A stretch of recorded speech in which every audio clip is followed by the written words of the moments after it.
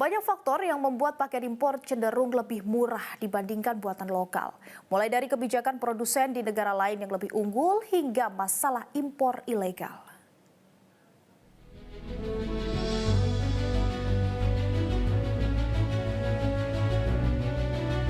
Impor ilegal menjadi momok bagi pelaku industri tekstil dan pengusaha retail nasional.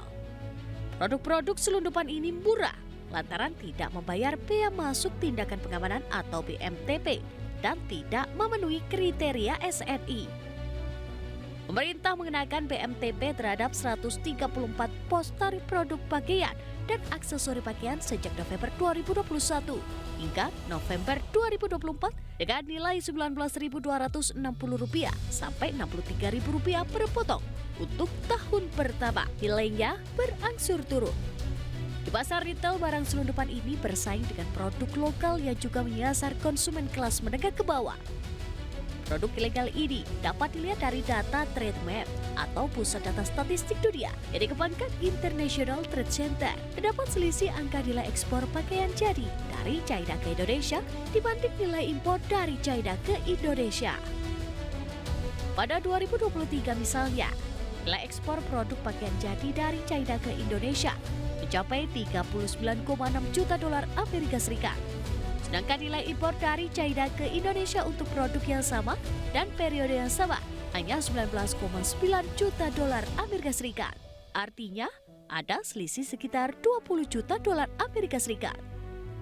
Ketentuan Permendak Nomor 8 Tahun 2024 tentang pelonggaran ketentuan impor ditenggarai ikut meluluskan produk ilegal masuk ke tanah air.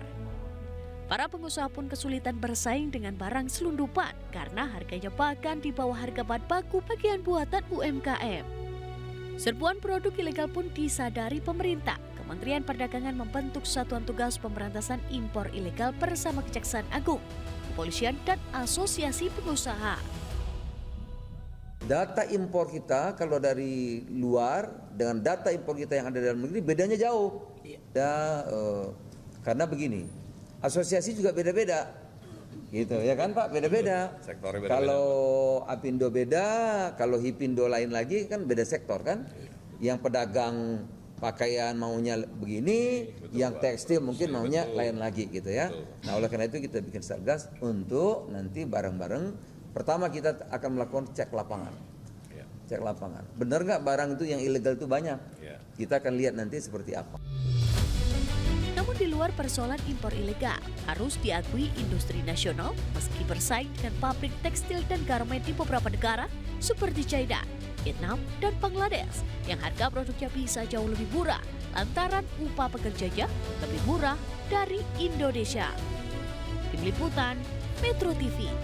Jelajahi cara baru mendapatkan informasi. Download Metro TV Extend sekarang.